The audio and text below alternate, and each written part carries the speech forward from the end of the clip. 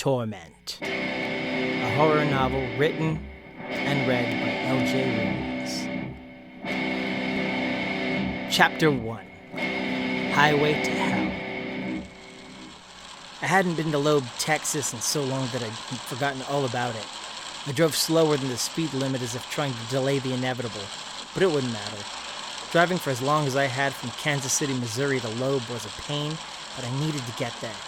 I needed to really unlock that inner pain to write a good story.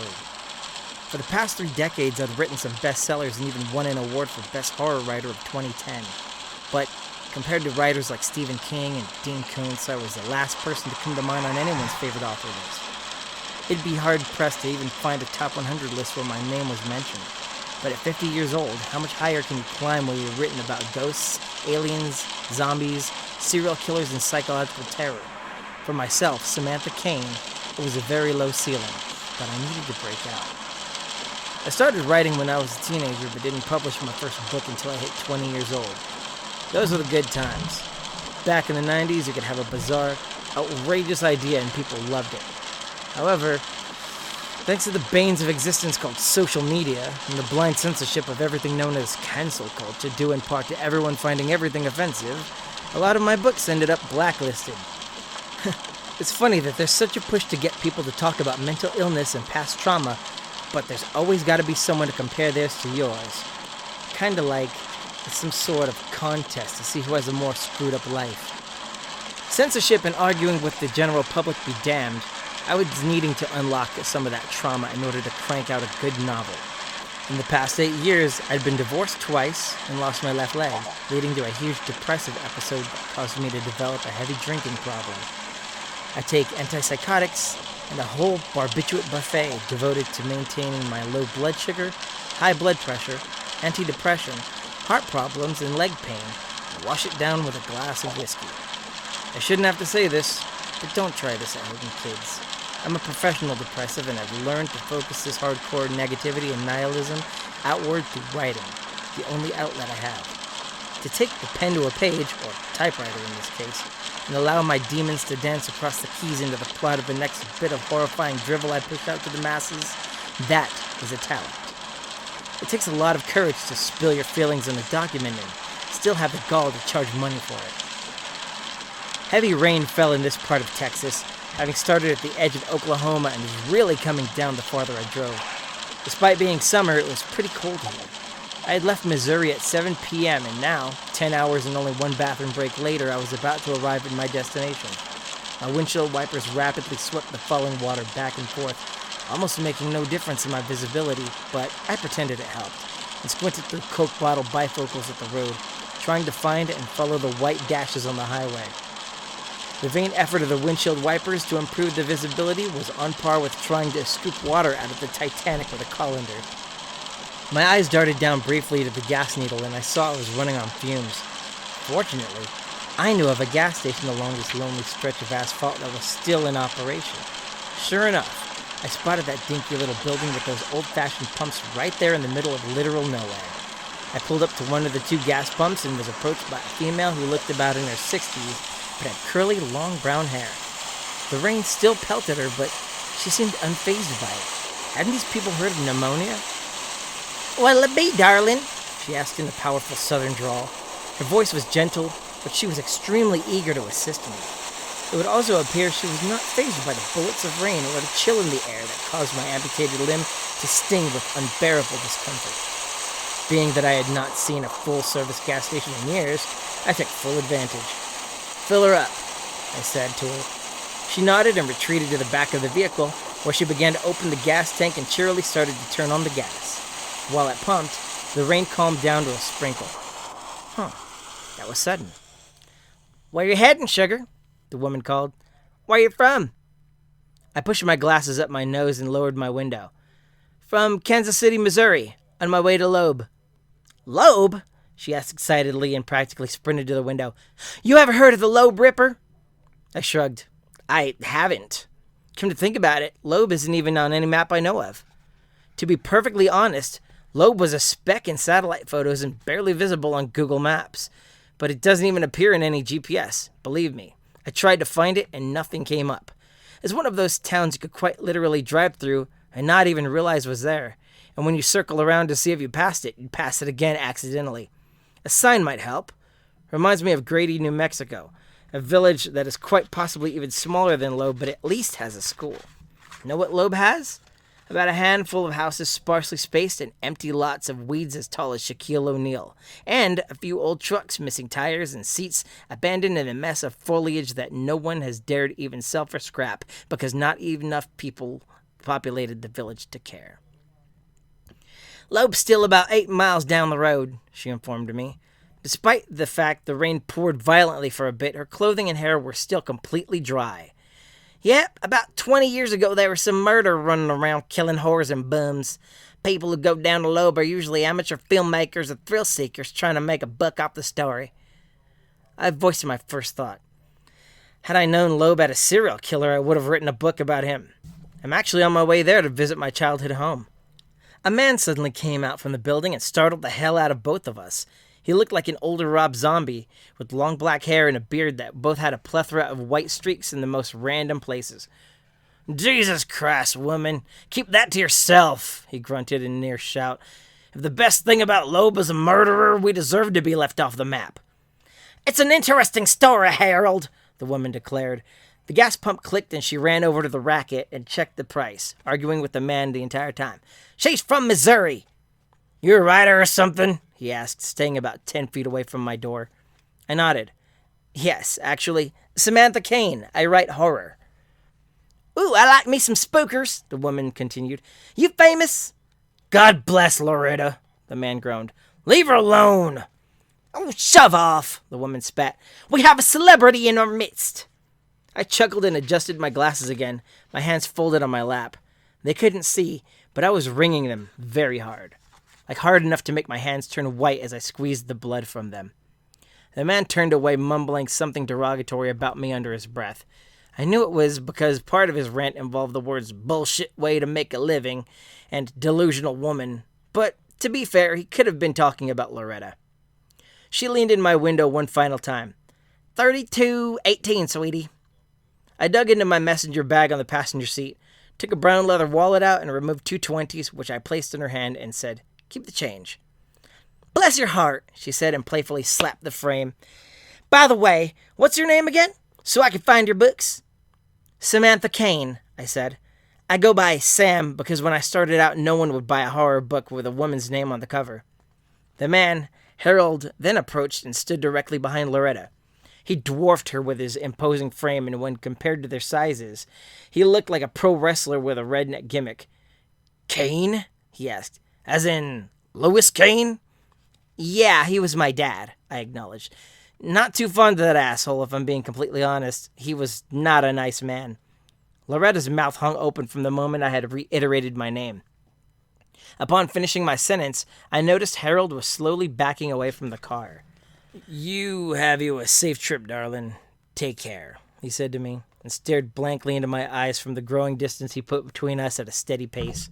Loretta raised up and backed off as well, standing next to him.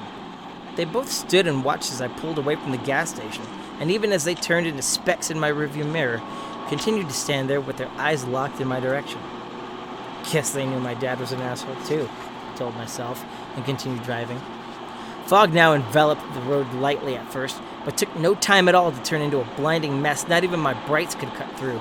I kept following the lines on the road and had my concentration shattered by the obnoxiously loud ringing of my cell phone. Through muscle memory, I reached into my bag with Suave and pulled it out, swiping the answer icon. "Hello?" "Sam!" my agent, Greg Wilson, asked over the phone in a worried voice. "You okay? You never returned my text." "I'm fine," I said. "I'm almost in Loeb, Texas to start writing." "Well, the higher-ups of the publishing house are flipping their lids. They keep asking me what you're going to write about, and I can't stall any longer. What do I tell them?" To go fuck themselves, I thought really hard. Of course, I couldn't say that, so instead I stated aloud, "If they want to make money, I gotta get inspiration from a place that gives me a reason to be afraid. I'm going to my childhood home." "In Loeb?" he exclaimed. "What could possibly have happened in that pissant town?" In no particular order, my dad beating the piss out of me and my brother as soon as we could walk, me finding my brother's corpse in the house immediately after he killed himself, Dad locking us in the house for an entire year and then throwing a pipe wrench at my mom and almost hitting her in the face when she tried to leave. Take your pick. You name it, chances are I experienced it firsthand. Holy hell, Gregory sighed. And here you are writing about vampires and serial killers. You should write about your dad. Would you buy a book that was cover-to-cover tragedy? I asked, squinting through the fog. My arms still had the scars from when I was 12 and I took so many fistfuls of aspirin that I built up a tolerance to it. You're lying. Fiction may be my business, but I can't make that up, I countered. I'm probably going to poop Tylenol for another 6 years. I heard him snicker over the line, but he immediately followed up with an apology. And I thought my dad kicking me out for being gay was the worst thing ever. Did he give you the belt first? I asked. More like the Bible belt, he stated. I could literally recite scripture from memory on command. I was suddenly caught off guard by a pair of pale yellow orbs piercing the fog and flying towards me. I realized I had accidentally drifted into the next lane, so I yanked the wheel to get back in mine, overcorrected, and hit the rumble strip on the shoulder. I straightened out and let loose with a litany of filth, the likes of which would make a sailor blush. In my moment of panic, I had dropped my damn cell phone into the passenger seat and could hear Greg shouting my name through the tiny speaker. "Are you okay?" he cried. "I've never heard those words come out of your mouth before." I accidentally swerved into the other lane. The fog is too thick. I thought it was Texas drivers. I laughed. Well, yeah, but he had an Arkansas plate. He snickered. Promise me something? Nope, I said bluntly. He continued anyway. Call me once in a while and please answer your silly bitch. Anything for you, dear, I said. He laughed and hung up, and I tossed my phone into the back seat after I shut it all the way off, dead set on having absolutely zero distractions until I was at least 90% done with this disaster piece of a novel. If I ever wanted to eat again, there was no other option. I needed to knock it out of the park with this book. There were only two outcomes to doing something this extreme. I would either finish what I set out to accomplish with this journey, or I would die from a combination of a lack of sleep and alcohol poisoning. Whatever the outcome, I was staying until the thing was finished, or it finished me. What felt like an eternity of straining to see the lines on the road finally paid off, and I encountered the almost invisible dirt road to the right side of the highway leading to the village of Loeb. You may be wondering what was the indication to turn there? Trick question. There is no indication to turn there. Other than some dirt on the highway from that unpaved path, you would never know where to turn. I had forgotten how bumpy the road was and slowed down to a crawl while my Honda Civic bounced around wildly. The road brought back bad memories. When I left, I was 16 and had walked down this dirt road barefoot in the middle of the night, having taken as much as anyone could. I remembered walking down to the highway and turning left, hitching a ride with a truck driver named Lance who was nice enough to take me to the closest town, where I used all the money I had on a cheeseburger and a shower at a motel. Thank God for him, because my dad and I would have killed each other that night, as evidenced by the many bruises on me and the fact I had attempted to kill him with the same pipe wrench he used to throw at Mom. All it did was daze Dad and infuriate him, and running away was my only option. The dirt road went on for a good half a mile before leveling out some and giving way to a fork. To the left was the Rayburn estate, a field of weeds with a rusted truck in it. To the right, a farm that had no crops or cattle, but a tiny well you had to hand pump. Straight ahead, my old house. It was a 2-story ramshackle farmhouse with a wraparound porch and painted white. Now, you might be thinking, wow, that sounds like it might have been pretty expensive. But the truth is, not really. Dad came to Loeb because no one lived here, and the house was one of those southern homes built around the Civil War that hardly a soul dared occupy. I heard rumors from other people I had gone to school with in my formative years that Loeb was a burial site for hundreds of Confederate soldiers, and our house was a chapel. But there was not a shred of proof that held any weight. It made sense in retrospect, though, and was an inspiration for my third book, Gray Ghosts of Gainesville. It was a bestseller that stayed at the top of the charts for a whopping 7 days. Thanks, J.K. Rowling. As the house came into view, my anxiety skyrocketed. I braked hard and threw the car in park before reaching into my bag for my unfiltered 100s and pulling one out. I put it to my lips with a quivering hand and lit it with a wooden match also brought in my bag. These cigarettes were hand-rolled and packed tightly with a crisp flavor and mellow aroma. That first hit removed most of my stress, but it didn't undo the knots in my stomach as this behemoth of a structure stood before me. I continued to smoke and looked around in my messenger bag for my journal. Here was the idea. A synopsis for the new story would be paraphrased in this journal, and as I pieced together details, I'd begin working on them mentally before taking the story to the typewriter I stashed in the back seat. I brought a dozen or so ink ribbons and more packs of special paper that was really necessary, but with how frequently I expected to screw up, you needed all the ink and paper you could get your hands on. This particular model of typewriter was a custom one built for me by a colleague who was a huge fan of my books.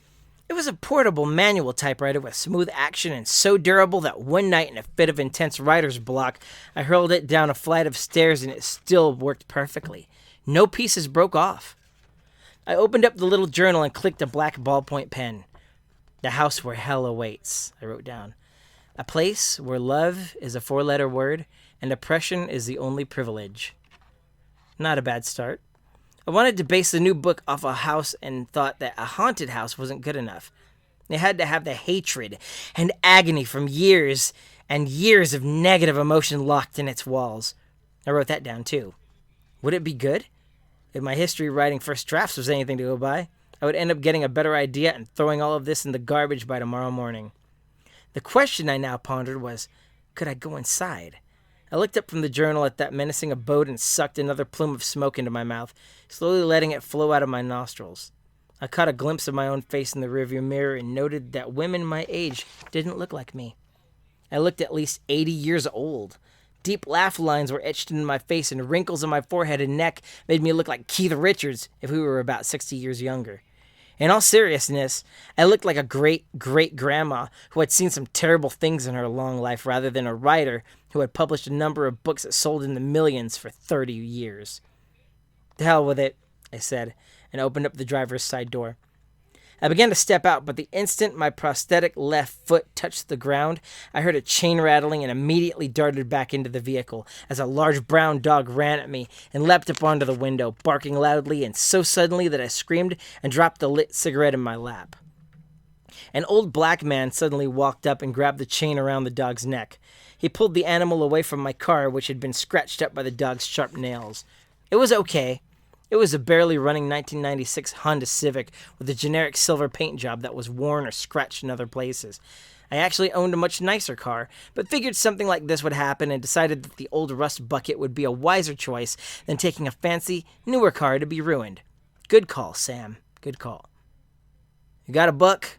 the man asked me in a gruff tone. He sounded like he smoked a pack a day for half his life. I dug into my wallet and took out a $20 bill before carefully rolling down the window and slipping it out to him. He had the nerve to hold it up to the sky, looking for the watermarks before saying, "I'd leave if I were you." "I used to live here," I called through the tiny opening in the glass. He stared at me coldly and merely uttered, "This is no place to live." He and the massive beast of an animal at last went down the road to the direction I came from until they disappeared into the fog. I finished slapping the cigarette ash from my lap and grunted in a shaky tone, "I hate lube. Hate it, hate it, hate it." Once I collected my bearings, I figured enough stalling had taken place. I exited the vehicle and took a cane with me, holding it like a club. The cane wasn't really necessary to walk normally, but when I was in pain, it helped tremendously. Currently, my phantom limb endured a dull ache, but was not the stinging sensation endured earlier when it was raining. I stared up at the structure for a bit before proceeding towards it and ascending the porch. Despite the overall disrepair the house had fallen into, I was surprised that the condition of the deck was still good. If it had functioning electricity and water still, which was supplied by a generator and a well, respectively, I could charge my phone and use the restroom.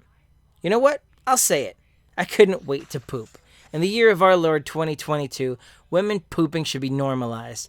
Allow me to be the first to say that I could not wait to abuse the luxury of indoor plumbing. But before I could do that, one final test. Did my old key work? Yes, I ran away with it. The idea was that maybe a day would come where I would have to come back for some of my things. It's been over 30 years. Maybe some of it was still where I left it. Speaking of things, I took my typewriter and messenger bag with me inside, and my cell phone also. I turned it on in case I needed to make an emergency call. I dug the key out of my pocket on the same ring as the rest of my keys and inserted it into the lock, slowly turning it until I heard a satisfying clicking noise and turning the rusted knob. The door had to be forced open, but the darkness gave way to a house that had a surprisingly low amount of dust in it. All of the flooring was hardwood and the walls. paneled and stained wooden boards beveled along the edges to look mansion-esque.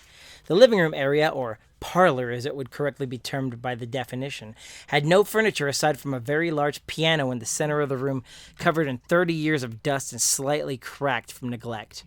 It was one of those expensive concert pianos that had somehow made it into this house over the years before my birth in 1972 and had seen better days. I took one reluctant step into the house after another and admired how absolutely silent it was. My footfalls were the only sound aside from the creaking of the floorboards that accompanied every step. It was delightfully relaxing, yet at the same time foreboding, as if I were walking on hallowed ground. Something on the surface of this place spoke of trespassing, and I had the feeling I was not supposed to be here. I was unwelcome, to say the least. No matter if I was or not, I perused the entire first floor, including the kitchen, which, if you can believe, was completely pristine as though it had just been cleaned, aside from missing some of the major pieces of furniture, which I presumed were stolen. The silverware and cookware were all present and pretty good condition. There was no refrigerator. We never had one. There was a walk-in pantry as well, and despite the fact everything in here was non-perishable, I wouldn't partake unless I had absolutely no choice but to do so. Mouse droppings were all over, but the only thing they didn't seem to breach were the canned foods, and God only knows when the expiration date on them was. I popped into the backyard, and memories from my early childhood came up. Opening up those French doors to the huge field of a backyard was refreshing. The field itself had always been grass and weeds, and I remember during the fall and spring I was able to run barefoot through the lush grass without fear of stepping on a goat's head or a random weed. That field was the only happy memory from my entire childhood, and the only recurring memory I held dear. Out of curiosity, I bent down and ran my hand along the grass, which had been drenched with rain. Fog still filled the air, but it was nice and cool as the air began to warm up. It was around 11 a.m. at this point, and the grass felt as lush now as it had when I was a child. If I wasn't so paranoid about the neighbors and weird transient who I gave a $20 bill to, I would take off the shoe and sock of my right foot and step on it. Also, the grass was drenched, so that was yet another deterrent. Wet socks are the absolute worst. Deciding to go back inside, I took another cigarette out from my messenger bag and lit it up, breaking a cardinal rule in the house. No smoking indoors. My dad drank and smoked heavily, but he never smoked inside the abode. He drank anywhere, though, and it wasn't uncommon to see him on a rocking chair on the porch with a bottle of rum in his left hand or in the parlor with a glass of brandy trying to act fancier than he was. The bourgeois bastard. We hardly had any money, and he never worked. Mom worked in the nearest town at a diner and brought money to him. To this day, I have no idea what the hell she saw in him other than fear to get her to say yes to his proposal, or their first date for that matter. I wandered upstairs and slowly reached the second floor where I was met with an odor that froze me in my tracks. Rotting meat. More specifically, a scent that haunted me for decades. Anyone who has ever been around a dead person who has been undiscovered for a good 24 hours knows the pungent aroma of decay. The first room on the second floor used to belong to my brother, Bradley Kane. I froze at the top of the staircase, bracing myself on the banister with one hand and holding my cigarette in the other. My hands started shaking again as I looked over at his door, which was the only one that was popped open, only slightly, cracked just enough as if someone were to peek out and spy on me. I slowly approached it, and the familiar scent flooded my senses. It was horrible, to put it nicely. I reached for the doorknob when suddenly it slammed shut hard, scaring the ever-loving shit out of me. I jumped so hard that my back began to spasm, and I hunched over in pain until I forced myself to open the door and walk inside. The room where my brother had called his own was also the same one where he had taken his own life when I was 12. Bradley was a strong young man. Born 4 years before me, he stood up to Dad and endured far worse punishment for it. He defended Mom on one occasion and was beaten to a pulp for it. 2 nights before I found his body, he informed me he was going to run away and come back for me. 2 days passed, and on that dreaded second day, the familiar odor flooded the second floor, and upon entering his room to investigate, I found his bloated corpse hanging in the closet, with one of his own belts drawn so tightly around his neck that his eyes bulged out of their sockets. His limbs were bloated and discolored. A handwritten note on his desk merely read, "Never mind," Being that I was 12 when this happened, it forever stuck in my mind as the first time I ever saw a corpse in real life. My protector, my guardian angel, my best friend in the world had abandoned me. I stared at the closet, taking innumerable deep breaths as suddenly the smell grew more powerful. I was finding it very hard to breathe without retching, but somehow my anxiety overrode my disgust, and I walked toward the closet where years ago I had found my dear brother hanging. I slowly reached for the doors, and when my hands were on the knobs and opening both sliding panels of the closet, expecting to see him hanging there, nothing was inside. I let out a deep sigh of relief and laughed at my own foolishness, while the smell, which happened to be a product of my imagination. I closed the doors, and as I slowly slid shut, something reached out from the once empty closet and grabbed my left hand, pulling violently and gripping me hard. The smell grew stronger than ever, and a bloated, discolored fist on my hand squeezed with hellish might while someone thrashed around inside the closet. I struggled in vain and managed to pull free before forcing the door open and revealing my brother, still 16 years old, with those bulging, gross eyes and liver more to skin. He gasped words I couldn't make out, but it sounded to me like first name over and over. My first name in a desperate, forced hiss. I bolted out of the bedroom and slammed the door, hugging the railing by the stairs and vomiting hard over the edge. "Fuck this," I gasped once I spilled my guts and staggered down the stairs to the first floor. The front door was still closed, and I opened it to see that scary dog sitting on the porch, with my mind alternating between a perceived threat and a tangible one in such a short span of time. I froze. The dog wasted no time in charging at me, and I slammed the door on it, hearing the mutt scratch violently at the door and barking loudly enough to make me wince with every one. I gripped my head with both hands and slid into a sitting position and cried. No words, no thoughts, just bawling like a bitch while I regretted the idea of even coming down here. On the bright side, if you could even call it that, I had enough material to base a story on actual events. But who would ever believe this really happened, especially with my booze and drug-addled brain?